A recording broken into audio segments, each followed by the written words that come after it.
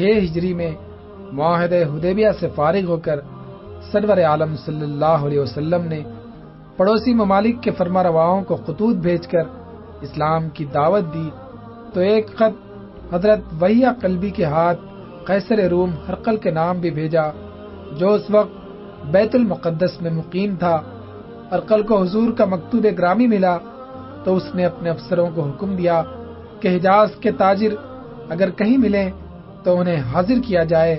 اتفاق سے اسی زمانے میں ابو سفیان ایک تجارتی قافلہ لے کر شام گئے ہوئے تھے اور غزہ میں مقیم تھے۔ رومی افسر اس قافلے کو ساتھ لے کر ہرقل کے دربار میں حاضر ہوئے تو اس نے بھرے دربار میں ان لوگوں سے ترجمان کے واسطے سے گفتگو کا سلسلہ شروع کیا۔ سب سے پہلے اس نے اہل قافلہ سے مخاطب ہو کر پوچھا، برادران عرب، تم میں کون اس مدعی نبوت کا سب سے زیادہ قریبی رشتہ دار ہے؟ ابو سفیان نے آگے بڑھ کر کہا، ان سب میں زیادہ میں اس کا قریبی رشتہ دار ہوں۔ ہرقل نے اپنے درباریوں سے کہا، اس شخص کو میرے قریب بٹھاؤ اور اس کے ساتھیوں کو اس کے پیچھے بٹھا دو۔ پھر ابو سفیان کے ساتھیوں سے کہا، میں اس شخص سے مدعی نبوت کے بارے میں کچھ سوالات کروں گا، اگر یہ صحیح جواب نہ دے تو تم اس کے جھوٹ کو ظاہر کر دینا۔ ابو سفیان کا بیان ہے کہ واللہ اگر اس وقت مجھے یہ ڈر نہ ہوتا کہ میرے ساتھی واپس مکے جا کر لوگوں سے میری دروغ گوئی کا تذکرہ کریں گے تو میں غلط بیانی سے بھی دریغ نہ کرتا۔ اب ہرقل اور ابو سفیان میں حسب ذیل گفتگو ہوئی۔ ہرقل، یہ شخص جو تم میں پیغمبری کا دعویٰ کرتا ہے نسب میں کیسا ہے؟ ابو سفیان، وہ اعلیٰ نسب کا آدمی ہے، نہایت شریف النسب ہے۔ ہرقل، اس سے پہلے بھی اس کے خاندان میں کسی نے ایسا دعویٰ کیا تھا؟ ابو سفیان، نہیں۔ ہرقل، اس کے دین کو جن لوگوں نے قبول کیا ہے شرفا اور معزز لوگ ہیں یا کمزور اور بے حیثیت؟ ابو سفیان، زیادہ تر گرے پڑے لوگ اس کے پیچھے جا رہے ہیں۔ ہرقل، اس کے ماننے والوں کی تعداد میں اضافہ ہو رہا ہے یا کمی؟ ابو سفیان، ماننے والے تو روز بروز بڑھتے جا رہے ہیں۔ ہرقل، کیا کوئی شخص اس کے دین کو قبول کرنے کے بعد اس سے پھر بھی گیا ہے؟ ابو سفیان، نہیں۔ ہرقل، کیا نبوت کے دعوے سے قبل تم میں سے کسی نے اس کو جھوٹ بولتے دیکھا ہے؟ ابو سفیان، نہیں۔ ہرقل، اس نے کبھی اپنے عہد اور اقرار کی خلاف ورزی بھی کی ہے؟ ابو سفیان، اب تک تو نہیں کی، مگر ابھی ہمارا اور اس کا ایک معاہدہ چل رہا ہے، معلوم نہیں اسے وہ نبھاتا ہے یا توڑتا ہے۔ ہرقل، کبھی اس سے تمہاری جنگ بھی ہوئی ہے؟ ابو سفیان، ہاں ہوئی ہے۔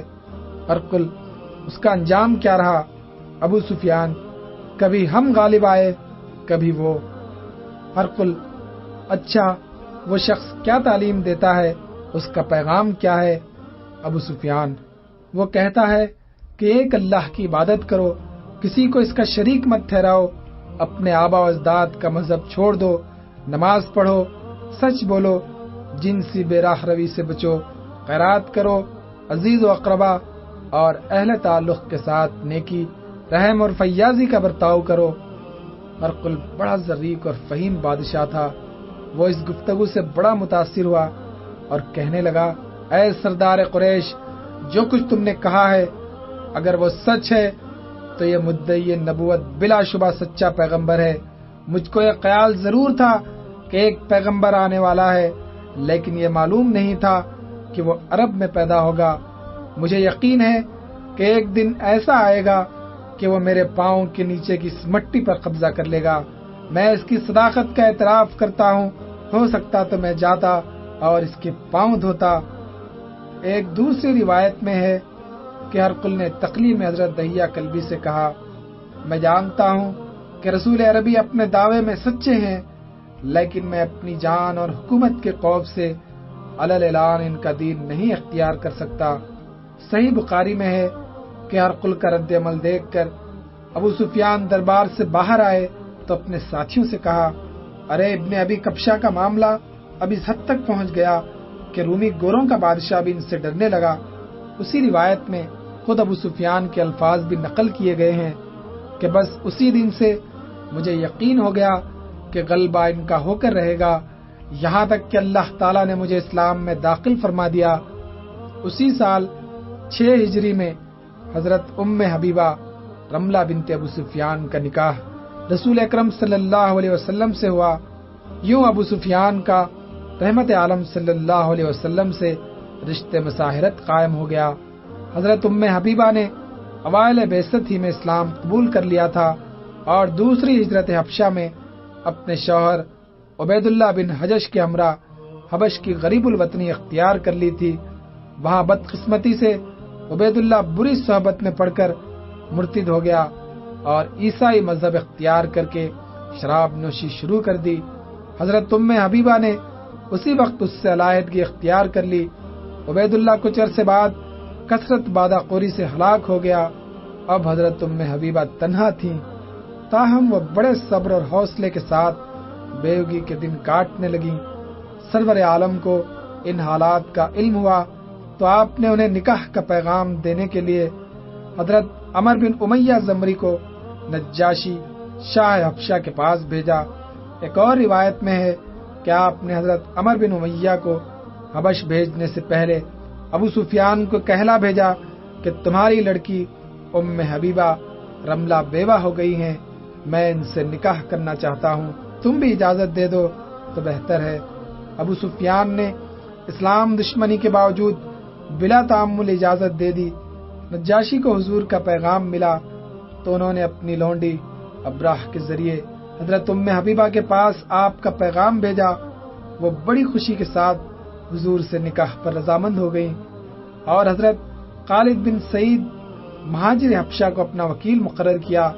نجاشی نے محفل نکاح ترتیب دی اور باختلاف روایت انہوں نے خود یا حضرت جعفر بن ابی طالب نے خطبہ نکاح پڑھا۔ بادشاہ نے 400 دینار بطور مہر حضور کی طرف سے خالد بن سعید کو ادا کیے اور پھر سب حاضرین مجلس کو کھانا کھلا کر رخصت کیا۔ نکاح کے کچھ عرصے بعد ام حبیبہ نے بحری جہاز کے ذریعے مراجعت کی۔ اس وقت رحمت عالم صلی اللہ علیہ وسلم خیبر میں تشریف فرماتے۔ حافظ ذہبی نے مسقہ میں لکھا ہے کہ جب ابو سفیان کو اس نکاح کی اطلاع ملی تو ان کی زبان پر حضور کے لیے تعریف و تحسین کے کلمات جاری ہو گئے۔ علامہ ابن سعد کا بیان ہے کہ اس موقع پر ابو سفیان کی زبان سے بے ساختہ یہ الفاظ نکلے، محمد میری بیٹی کے لیے بہتر ہے صلی اللہ علیہ وسلم۔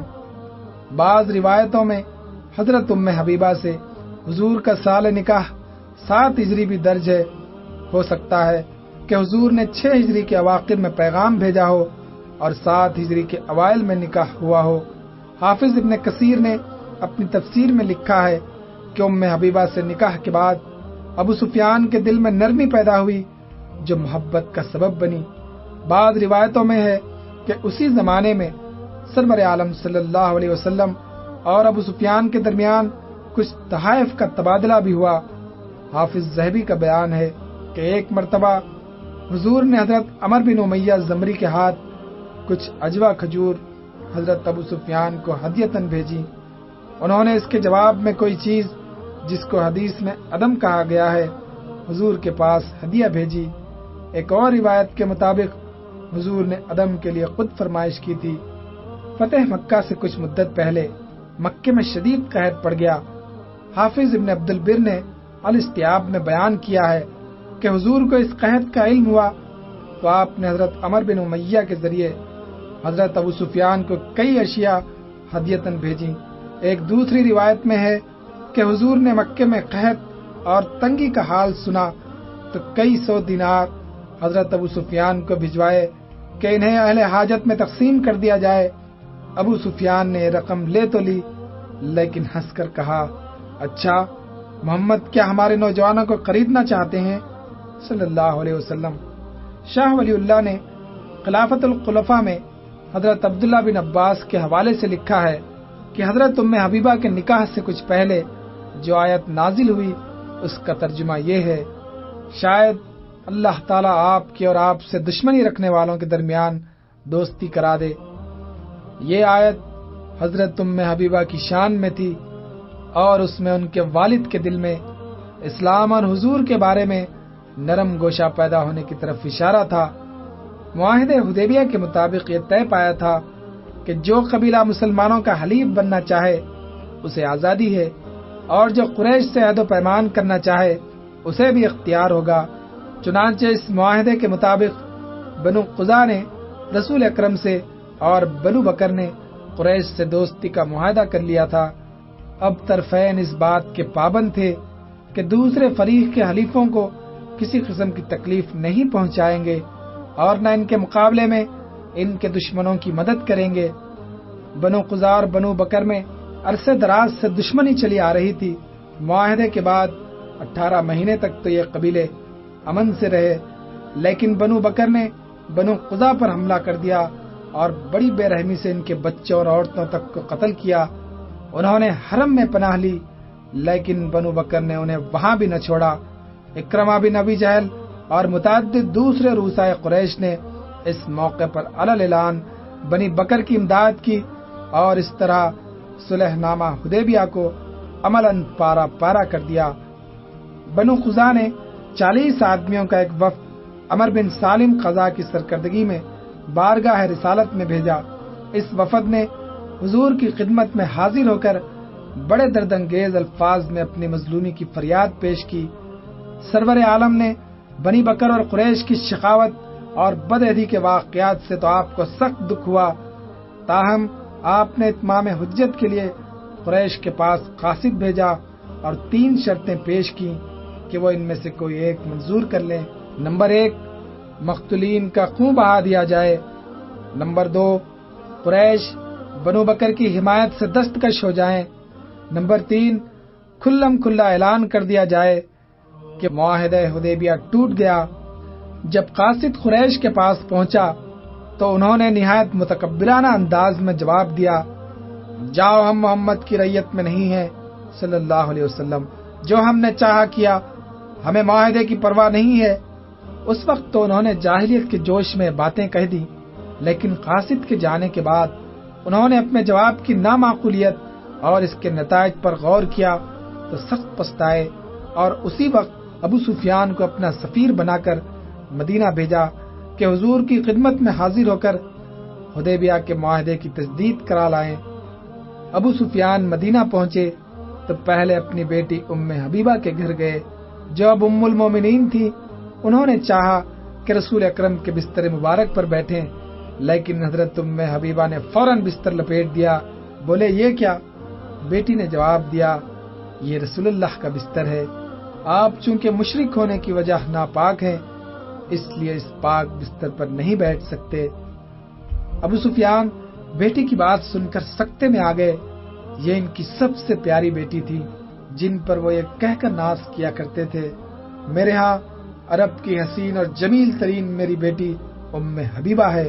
حافظ ابن حجر نے اصابہ میں لکھا ہے کہ اس موقع پر ابو سفیان اس کے سوا اور کچھ نہ کہہ سکے کہ بیٹی، مجھ سے جدا ہو کر تو خرابیوں میں مبتلا ہو گئی۔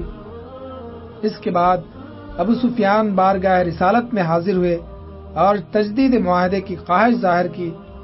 حضور کو قاصد کے ذریعے مکے کے تمام واقعات کی اطلاع مل چکی تھی، اس لیے آپ نے تجدید معاہدے کی حامی نہ بھری۔ اب انہوں نے حضرت ابوبکر صدیق کو درمیان میں ڈالنا چاہا، لیکن وہ سفارش پر آمادہ نہ ہوئے۔ اسی طرح حضرت عمر اور حضرت علی نے بھی اس معاملے میں پڑھنے سے انکار کر دیا۔ ایک روایت میں ہے کہ اس موقع پر وہ حضرت فاطمہ الزہرا کی خدمت میں حاضر ہوئے اور انہیں قرابت کا واسطہ دے کر کہا کہ بیٹی، حسن تمہارے ابا کو بہت محبوب ہے، ان سے اپنے ابا کو کہلواؤ تو وہ معاہدے کی تجدید پر راضی ہو جائیں گے۔ لیکن حضرت فاطمہ نے بھی معذرت کر دی۔ بلاخر انہوں نے خود ہی مسجد نبوی میں کھڑے ہو کر معاہدے کی تجدید کا ایک طرفہ اعلان کر دیا اور واپس مکے چلے گئے۔ ادھر سرور عالم نہایت خاموشی کے ساتھ مکے پر چڑھائی کی تیاری فرما رہے تھے۔ جب سب انتظامات مکمل ہو گئے تو آپ نے 10 رمضان المبارک 8 ہجری کو 10,000 جانثاروں کے ہمراہ مدینے سے مکے کا عزم فرمایا۔ لشکر اسلام نے مکے سے ایک منزل مرت الزہران کے مقام پر رات کو پڑاؤ ڈالا۔ قریش کو بھی مسلمانوں کی نقل و حرکت کی سنگن مل گئی، لیکن یہ بات ان کے فہم و گمان میں بھی نہیں تھی کہ حضور کے ساتھ اتنا لشکر جرار آیا ہے۔ ابو سفیان بدیل بن ورقہ اور حکیم بن حزام کے ساتھ تجسس کے لیے نکلے۔ مر زہران کے قریب پہنچ کر دیکھا کہ جگہ جگہ آگ روشن ہے اور دور دور تک لوگ پھیلے ہوئے ہیں۔ مسلمانوں کی یہ شان دیکھ کر سناٹے میں آ گئے۔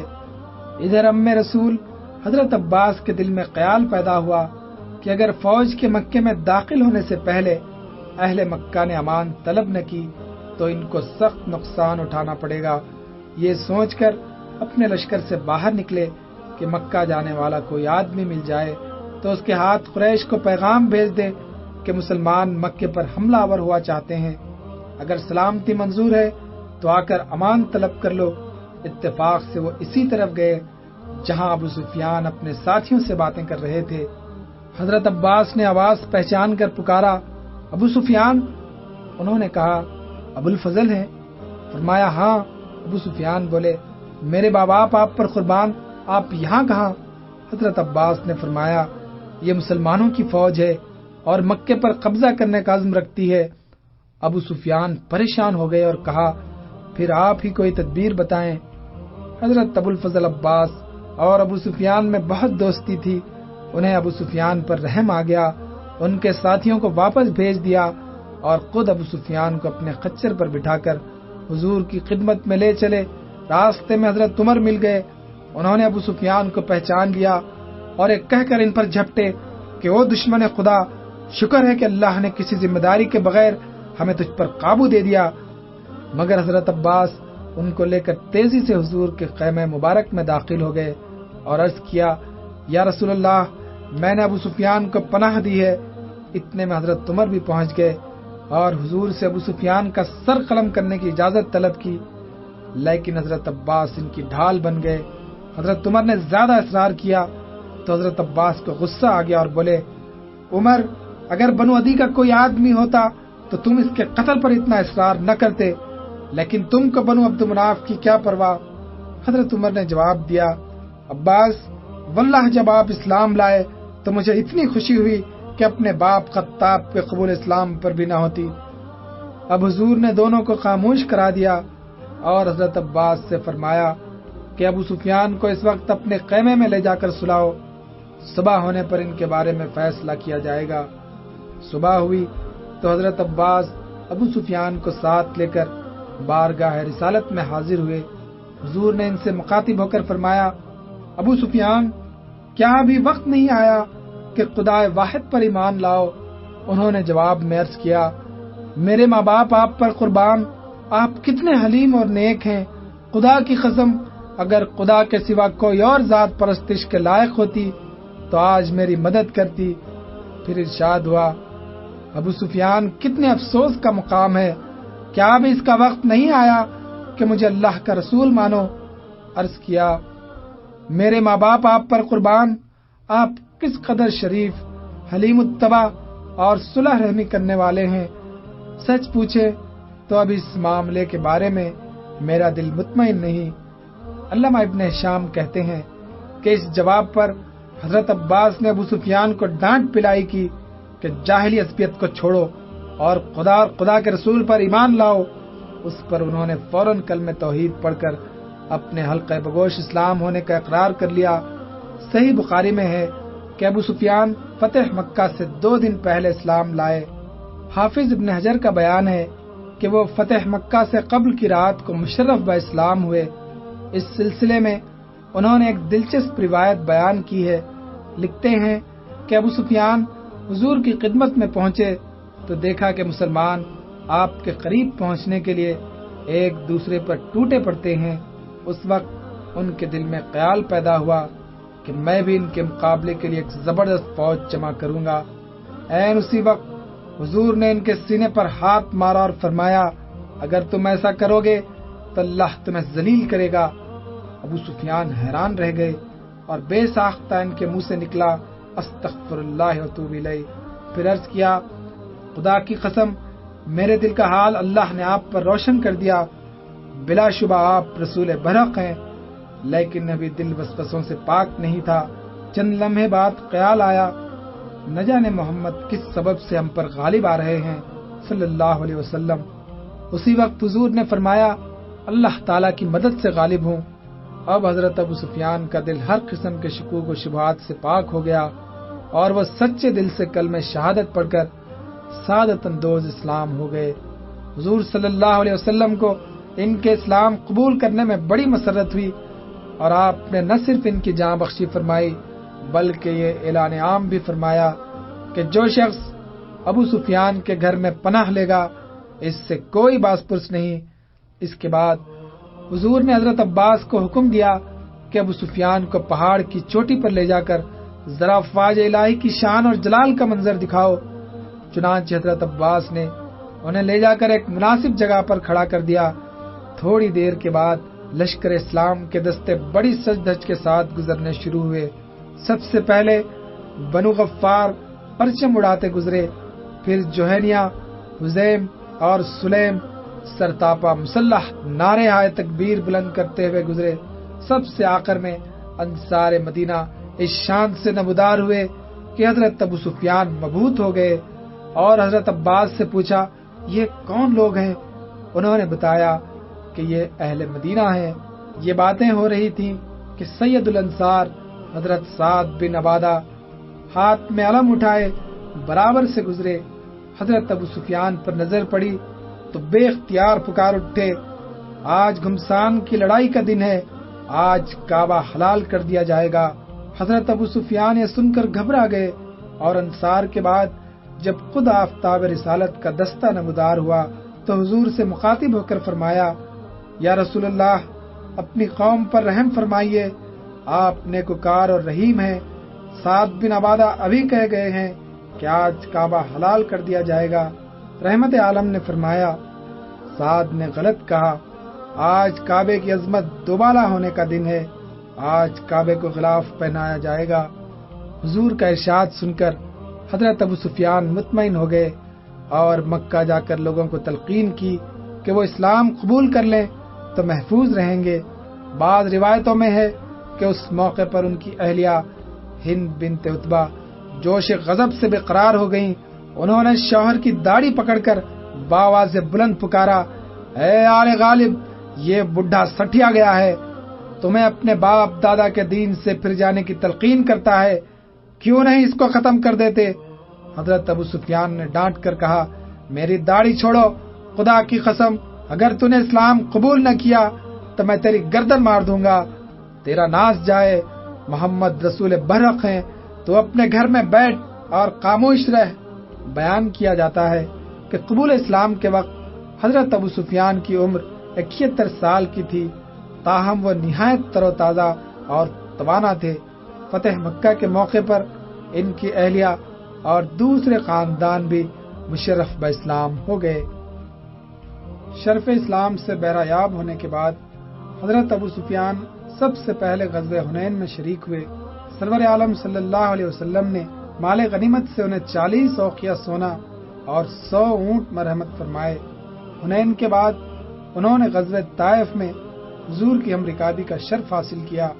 اہل طائف نے حنین کے مفروروں کو اپنے ہاں پناہ دی تھی اور قلعہ بند ہو کر بیٹھ گئے تھے. حضور نے طائف کا محاصرہ کر لیا جو 18 یا 20 دن تک جاری رہا. اس دوران میں مسلمان جب بھی قلعے پر حملہ کرتے تھے مشرکین ان پر قلعے کی برجیوں سے لوہے کی گرم سلاخوں, پتھروں اور تیروں کی بارش کر دیتے. اس کے جواب میں حضور نے حکم دیا کہ شہر کے باہر مشرکین کی انگور کی ٹکیاں برباد کر دی جائیں. یہ اہل طائف کی دکھتی رگ تھی. انہوں نے ابن الاسود ثقفی کو حضرت ابو سفیان اور حضرت مغیرہ بن شیبہ کے پاس یہ پیغام دے کر بھیجا کہ اگر محمد نے ہمارے سرسبز باغوں کو برباد کر دیا تو ہم اپنی روزی سے محروم ہو جائیں گے. ان سے خدا اور صلح رحمی کا واسطہ دے کر درخواست کریں کہ فی الحال ہمیں ہمارے حال پر چھوڑ دیں. حضور کے سامنے درخواست پیش ہوئی تو آپ نے محاصرے کو مزید طول دینا مناسب نہ سمجھا اور اس دعا کے ساتھ محاصرہ اٹھا لیا الہی ثقیف کو ہدایت فرما اور توفیق دے کہ میرے پاس حاضر ہو جائیں۔ یہ دعا قبول ہوئی اور اگلے ہی سال بنو ثقیف نے بارگاہ رسالت میں حاضر ہو کر قبول اسلام کا شرف حاصل کیا۔ غزوہ طائف میں حضرت ابو سفیان نے اپنی ایک آنکھ راہ حق کی نظر کی، اس کی تفصیل اوپر گزر چکی ہے۔ طائف کے بعد حضور نے حضرت ابو سفیان اور مغیرہ بن شیبہ کو مشرکین کا ایک صنم خانہ گرانے پر مامور فرمایا۔ یہ کام حضور خاص صحابہ ہی کے سپرد فرمایا کرتے، انہوں نے اس کو کامیابی سے انجام دیا۔ بالازری نے لکھا ہے کہ اس کے بعد حضور نے ابو سفیان کو نجران کا گورنر بنا دیا تھا، لیکن بعض مورخین بالخصوص واقدی نے اس روایت کو ضعیف بتایا ہے۔ سرور عالم کی رحلت کے بعد حضرت ابو بکر صدیق مسند خلافت پر رونق افروز ہوئے تو حضرت ابو سفیان نے کچھ دوسرے صحابہ کی طرح ان کی بیعت میں توقف کیا۔ یہ اصحاب نیک نیتی کے ساتھ حضرت علی کرم اللہ وجہ کو خلافت کا مستحق سمجھتے تھے۔ بعض روایتوں میں ہے کہ حضرت ابو سفیان نے حضرت علی سے یہاں تک کہا کہ ابو بکر قریش کے سب سے چھوٹے قبیلے کے فرد ہیں، اگر آپ چاہیں تو میں آپ کی حمایت میں مدینے کی گلیوں کو سواروں اور پیادوں سے بھر دوں۔ حضرت علی نے ان کی بات قبول نہ کی اور کچھ عرصے کے بعد اپنے حامیوں سمیت صدیق اکبر کی بیعت کر لی۔ حضرت ابو سفیان بھی ان میں شامل تھے۔ حضرت عمر فاروق کے عہد خلافت میں وہ اپنے سارے کنبے کے ساتھ جہاد فی سبیل اللہ کے لیے شام پہنچ گئے۔ اس وقت ان کی عمر 80 برس کے لگ بھگ تھی، لیکن شوق شہادت میں گھر بیٹھنا گوارا نہ کیا۔ دراصل وہ قبل اسلام کی زندگی کی تلافی کرنا چاہتے تھے۔ ارباب سیر و مغازی نے جنگ یرموک میں حضرت ابو سفیان کے جانبازانہ کردار کا خصوصیت سے ذکر کیا ہے۔ اس لڑائی کا شمار شام کے نہایت خونریز اور فیصلہ کن معرکوں میں ہوتا ہے۔ اس میں تقریباً 3 لاکھ رومیوں کا ٹڈی دل بڑے سر و سامان کے ساتھ مسلمانوں کے مقابل ہوا۔ مسلمانوں کی تعداد کل ملا کر 40,000 کے لگ بھگ تھی۔ اس کے ایک حصے کے سردار حضرت یزید بن ابو سفیان تھے۔ حضرت ابو سفیان اسی حصے فوج میں اپنے مجاہد فرزند کی قیادت میں شریک کارزار تھے۔ لڑائی شروع ہونے سے پہلے حضرت ابو سفیان نے گھوڑے پر سوار ہو کر پوری فوج کا چکر لگایا۔ وہ ہر جھنڈے کے نیچے کھڑے ہو کر مجاہدین کو استقامت اور حوصلے کی تلقین کی۔ مسلمانوں، تم دشمن کے ملک میں ہو اور وطن سے بہت دور، دشمن تم سے تعداد میں بہت زیادہ ہے اور تم کو صفحہ ہستی سے مٹا دینا چاہتا ہے، لیکن فتح و شکست کا انحصار نہ تعداد پر ہے نہ کسی کے غیظ و غضب پر۔ تم لوگ عرب کا خلاصہ اور اسلام کے دست بازو ہو، اللہ پر بھروسہ کر کے کمر ہمت باندھ لو اور میدان جنگ میں ثابت قدم رہو، انشاءاللہ رحمت حق تم پر بارش کی طرح برسے گی۔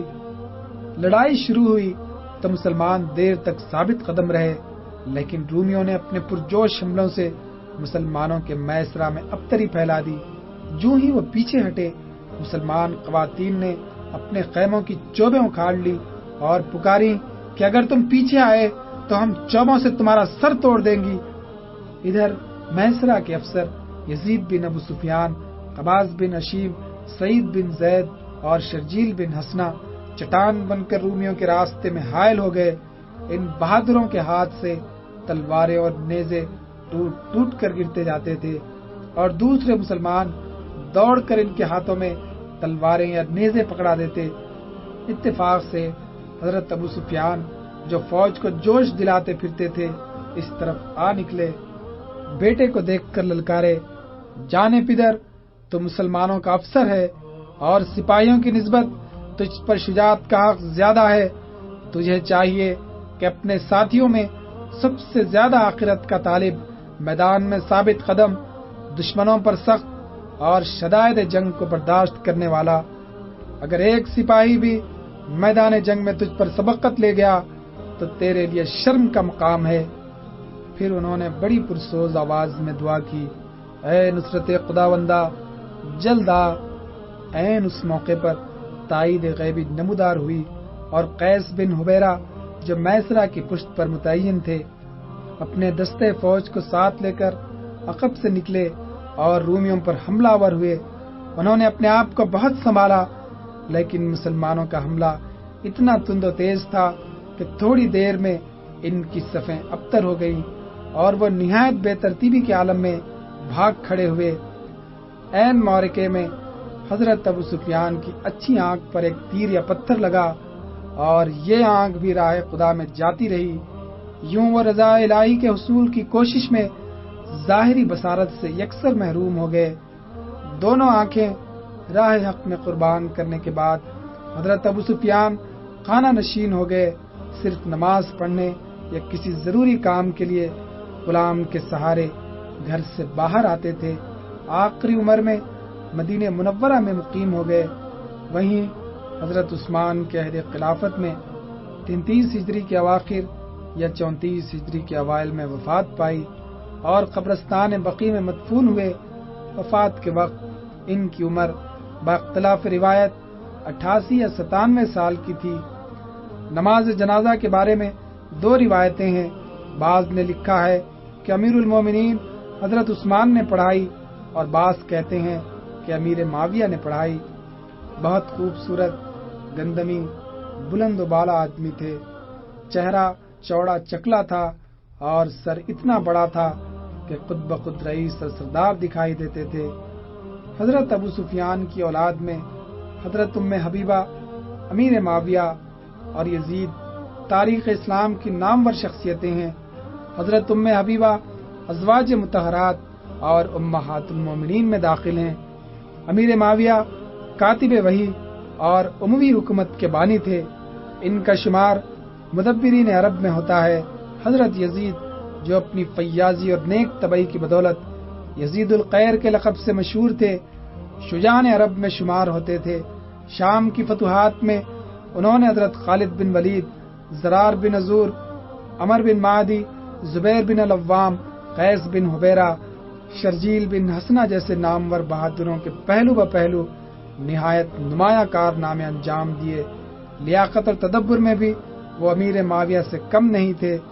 علامہ شبلی نے الفاروق میں لکھا ہے کہ تمام بنو امیہ میں ان سے بڑھ کر کوئی لائق نہ تھا۔ چنانچہ حضرت عمر نے انہیں فلسطین کا حاکم بنا دیا۔ کچھ عرصہ دمشق کی عمارت پر بھی فائز رہے۔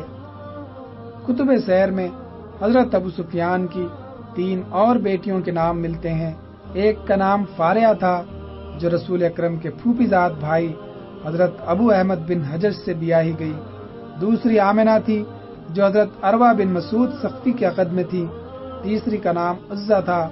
صحیح بخاری میں ہے کہ ایک دفعہ ام حبیبہ نے بھولے پن سے حضور سے پوچھا، یا رسول اللہ، آپ میری بہن عزہ سے کیوں نکاح نہیں کر لیتے؟ آپ نے فرمایا، عزہ میری سالی ہے اور بیوی کی زندگی میں اس کی بہن سے نکاح جائز نہیں۔ حضرت ابو سفیان قریش کے ان لوگوں میں تھے جو ظہور اسلام کے وقت اچھی طرح پڑھنا لکھنا جانتے تھے۔ ان سے چند احادیث بھی مروی ہیں جنہیں حضرت معاویہ اور حضرت عبداللہ بن عباس نے روایت کیا ہے۔ سیدنا حضرت ابو سفیان تاریخ اسلام کی ایک قداور شخصیت ہیں۔ ان کے شرف صحابیت کی اہمیت اس وجہ سے نہیں گھٹائی جا سکتی کہ وہ فتح مکہ تک بھول بھلیوں میں بھٹکتے رہے اور ان کی زندگی کا بیشتر حصہ اسلام کی مخالفت میں گزرا۔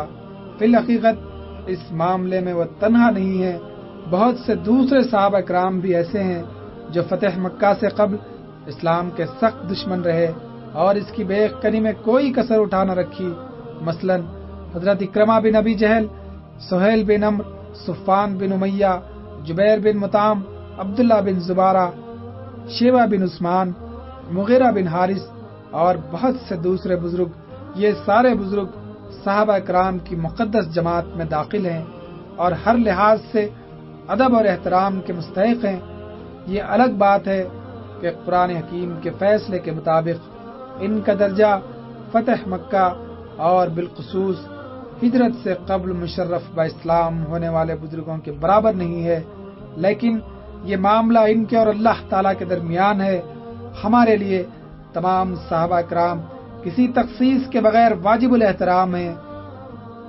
کچھ لوگ حضرت ابو سفیان پر یہ کہہ کر زبان تان دراز کرتے ہیں کہ وہ صدق دل سے نہیں بلکہ جان کے خوف سے اسلام لائے تھے، لیکن یہ لوگ اپنے موقف کے حق میں جو دلائل پیش کرتے ہیں وہ اتنے کمزور اور بودے ہیں کہ طبع سلیم رکھنے والا کوئی شخص انہیں کبھی تسلیم نہیں کر سکتا۔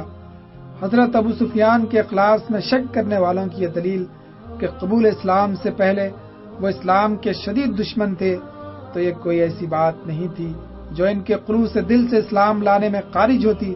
آخر وہ لوگ بھی تو نعمت اسلام اور عفو عام سے بہرایاب ہوئے جنہیں حضور نے اسلام دشمنی کی بنا پر واجب القتل قرار دیا تھا۔ خود حضور کے چچا زاد بھائی مغیرہ بن حارث بن عبد المطلب اسلام دشمنی میں اس حد تک بڑھ گئے تھے کہ حضور کو ان کا چہرہ تک دیکھنا بھی گوارا نہ تھا۔ حضرت سہیل بن عمر، صفوان بن امیہ، عبداللہ بن زبارہ اور ایسے ہی کتنے اصحاب نے قبول اسلام سے پہلے اسلام کی بیخ کنی کے لیے کیا کچھ نہ کیا۔ اگر یہ اصحاب صدق دل سے ایمان لا کر حضور کی شفقتوں کا موجب بنے تو حضرت ابو سفیان نے ان سے بڑھ کر کیا جرم کیا تھا۔ دوسری دلیل حضرت ابو سفیان کے خلاف یہ دی جاتی ہے کہ قبول اسلام کے بعد انہوں نے بعض موقعوں پر اسلام دشمنی کا مظاہرہ کیا، اور یہ اسلام دشمنی کیا تھی؟ حضور کے وصال کے بعد انہوں نے حضرت علی سے کہا کہ ابو بکر قریش کے سب سے چھوٹے قبیلے بنو تیم کے آدمی ہیں، اگر آپ خلافت کا دعویٰ لے کر کھڑے ہوں تو میں آپ کی حمایت میں مدینے کی وادی کو سواروں اور پیادوں سے بھر دوں گا۔ دوسرا مشہور واقعہ یہ بیان کیا جاتا ہے کہ ایک دفعہ حضرت عمر فاروق نے حضرت بلال، صہیب اور سلمان کو روسا قریش سے پہلے ملاقات کے لیے اندر بلا بھیجا تو انہوں نے اعتراض کیا کہ غلاموں کو ہم سرداران قریش پر ترجیح دی جاتی ہے۔ تیسرا واقعہ یہ ہے کہ انہوں نے حضرت عثمان کے خلیفہ ہونے پر انہیں مشورہ دیا کہ اب بنو امیہ کو بڑھنا چاہیے۔ اگر اس قسم کی روایتوں کو من و عن درست تسلیم کر لیا جائے تو زیادہ سے زیادہ انہیں خاندانی عصبیت سے تعبیر کیا جا سکتا ہے۔ اس سلسلے میں بات خاص طور پر ملحوظ رکھنی چاہیے کہ حضرت ابو سفیان کوئی معمولی آدمی نہیں تھے، قریش کے علم بردار اور سپہ سالار تھے، بنو امیہ کے رئیس ابن رئیس تھے، ان کی 2 پشتیں امارت اور ریاست میں گزری تھیں۔ اگر کسی موقع پر ان کی زبان سے ایسے الفاظ نکل گئے جن سے خاندانی عصبیت کا اظہار ہوتا ہو تو اس سے ان کی نیت اور اخلاص پر شک کرنا کیسے روا ہو سکتا ہے؟ حافظ ابن عبد البر نے الاستیاب میں اور علامہ ابن اسیر نے اسد الغابہ میں پرزور الفاظ میں لکھا ہے کہ حضرت ابو سفیان سے بہت سے ایسے واقعات منسوب کر دیے گئے جن کی کوئی اصل نہیں، بالخصوص ایسے واقعات کہ فلاں موقع پر قبل از اسلام حضرت ابو سفیان نے حضور کے قتل کی سازش کی اور آپ کو شہید کرنے کے لیے فلاں آدمی مدینہ بھیجا۔ طریقہ ثواب تو یہ ہے کہ صحابہ کرام کے بارے میں ہمیشہ حسن ظن سے کام لیا جائے، نہ یہ کہ چھوٹے موٹے واقعات کی آڑ لے کر ان کو ہدف تان بنایا جائے اور ان کے اخلاص میں شک کیا جائے۔ حضرت ابو سفیان کی زندگی پر ایک نظر ڈالنے سے معلوم ہوتا ہے کہ وہ صاف گو اور بہادر آدمی تھے۔ حالت کفر میں بھی جب مکے کا ذرہ ذرہ حضور کے خون کا پیاسا تھا، انہوں نے آپ کے خلاف کبھی اخلاق سے گری ہوئی کوئی ذلیل اور چھچوری حرکت نہ کی، حضور کی اعلیٰ اور رفع کردار کی شہادت دینے سے گریز نہ کیا۔ اپنی لخت جگر کو حضور کے عقد نکاح میں آنے پر آپ کی تحسین فرمائی۔ فتح مکہ کے موقع پر حضور نے ان کے گھر کو دارالامان قرار دیا۔ حنین اور طائف کے معرکوں میں سرفروشانہ حصہ لیا اور حضور کے لطف و کرم کے مورد بنے۔ جنگ یرموک میں سارے کنبے کو ساتھ لے کر شریک ہوئے اور پیرانہ سالی کے عالم میں داد شجاعت دی۔ سب سے بڑھ کر یہ کہ اپنی دونوں آنکھیں راہ حق کی نظر کر دی۔ کیا ان سب باتوں کے باوجود ان کے اخلاص میں شک کرنے کا کوئی جواز ہو سکتا ہے؟ حق تو یہ ہے کہ حضرت ابو سفیان یقیناً ان نفوس قدسی میں شامل ہیں جن کے بارے میں فرمایا گیا ہے اللہ ان سے راضی ہوا اور وہ اللہ سے راضی ہوئے۔ اللہ نے ان کے لیے ایسے باغ مہیا کر رکھے ہیں جن کے نیچے نہریں بہتی ہیں اور وہ ان میں ہمیشہ رہیں گے۔ رضی اللہ تعالیٰ عنہ۔